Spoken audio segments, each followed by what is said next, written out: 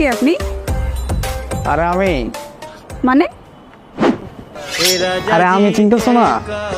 আল্লাহ মাহবুব, তুমি তোমার এই অবস্থা কেন? আরে আমি ছাত্রলীগ করতাম না, তাই বলে তুমি বোরকা পরে আসবা? এখন তো এলাকার অবস্থা খারাপ। জানি ছাত্রলীগ পায় অনেক গণপিটির মধ্যে, এর লেগে বোরকা পরে আসি। আর আমার লোকের যত সভাপতি সবাই তো বিদেশ চলে গেছে। কি বলো? আমি তো তোমার ভালোবাসি এই জন্য যাই নাই, বুঝো নাই? এই জন্য থাইকা গেছি। তোমারে ভালোবাসি এই জন্য যাই নাই, বোরকা পরে তোমার সাথে দেখা করতে আসছি। তুমি ওকে এত ভালোবাসো, আমি জানতামই না। অনেক ভালোবাসি তোমারে।